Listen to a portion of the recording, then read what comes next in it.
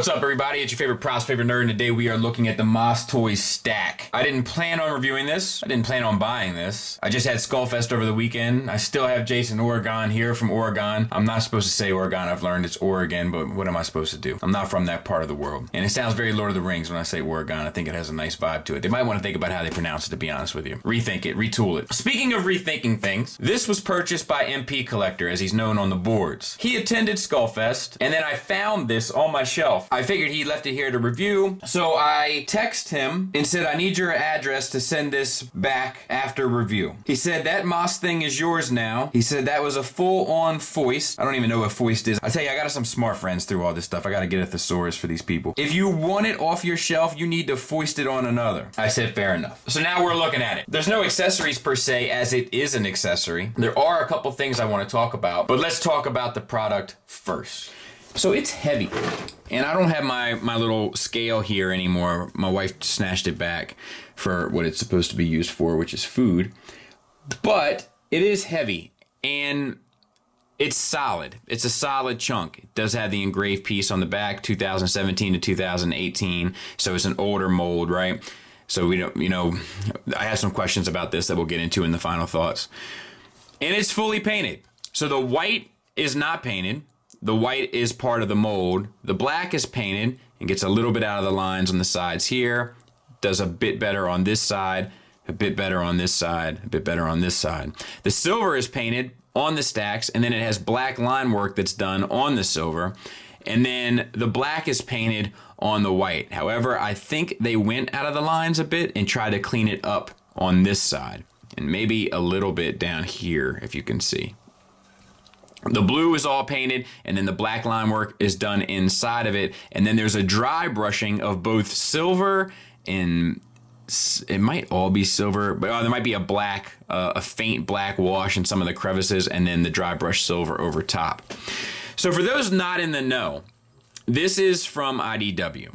This is from Overlord stomping on this thing, and this should theoretically work with your Overlord. Now, I don't know if it's intended, excuse me, for the fans hobby one, but that wouldn't make a lot of sense to me, as that's not the IDW representation. So the only thing that would make sense to me is the MMC version. However, it doesn't fit quite perfectly. Like, I would have thought their intention would have been like that it kind of slides in and then is sort of like a locked in place, and this isn't the case. It has to kind of go on this foot, and it just sort of sits in loosely, which is just not the connection I would have expected. Now, this thing is only 25 bucks, so maybe my expectations were a little unreasonable, and I'm willing to admit that.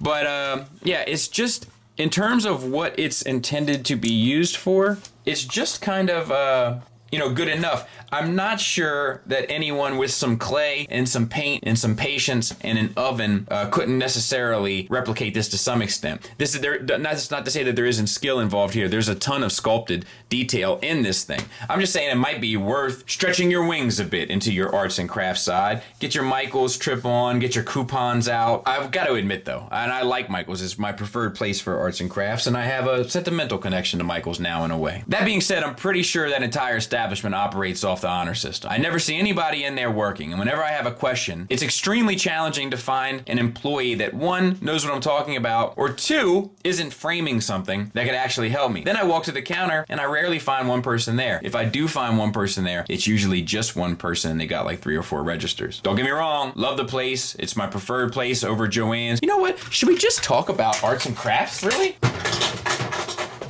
So what do we got? We got Joann's, we got Michael's, and we got, what's the third one? What is that arts and crafts place? AC Moore. That's what I'm thinking of. AC Moore is probably my favorite inside, like vibe-wise.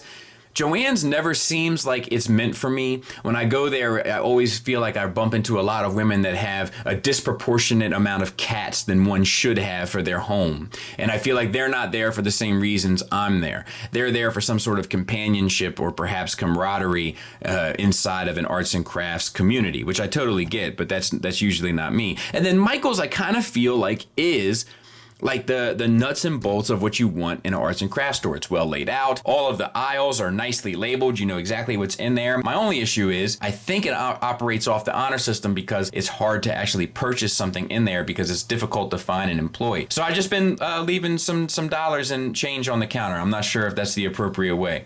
To be honest, most times, you don't have exact change and I overpay. I put some extra dollars. I put some extra dollars on the counter. So that means they owe me money. They're robbing me, if you want to get technical about it. So final thoughts. We actually have a number of things to talk about regarding this. One, objectively, it's pretty well made. It's pretty well painted. There is a ton of paint on it and it's fairly inexpensive, so it does kind of work. It does kind of do everything you want it to do in that regard. You're not going to get anything not advertised. You're going to get everything that's advertised at a decent price with a ton of paint and some decent sculpt work. So if you want it, I can't think of a reason to say don't get it. That being said, I think the Rocket Punch folks did the art for this. It is very reminiscent to me of the artwork that Cody has planned for the proper release, which I really hope comes to light because I know he was looking forward to kind of accomplishing that. Secondly, and this might be better suited for a sit-down Saturday, but I have some questions about this release. Let's go through them. One, why aren't they promoting this? Now, in order to get these questions answered, honestly, I should be contacting Maas Toys, not speculating, because I have that open line of communication, I think, with them, so I have to take partial responsibility. I've been very busy recently and just haven't had the opportunity. But I do find it bizarre that they've had a very big presence in their marketing and promotional and rollout elements regarding their releases on their Instagrams and Facebooks and Twitters and so on and so forth, and we don't really see anything for this release. It just kind of popped up, which leads me to my second question, which is, did they put this out? We know there's some drama regarding their factory and business relationships in the third-party world. I can see how if I had access to this mold and I felt like they owed me money, I would release it. I know that sounds foul, but I can see how that's possible. I'm not saying that's the case. I can just see how it's possible. My third question is, if that's not the case, are they using proceeds from this to make sure they make good on their crowdfunding extravaganza? That definitely is a hot button that they assured me in an interview that I brought to you a few months back they would make good on. Is this an effort to make good on it? And if it is, and you're interested in this, you might as well get it because it might be for a greater good of what seems to be a bad situation. Hopefully I can get in contact with that dude over the next couple months and bring another interview to you guys. If he's up for it, I'm up for it. My general thoughts is there's always three sides to a story, but my number one concern, as it's always been, is that the consumer is covered. Thanks for listening. Thanks for watching. Until next time, take care.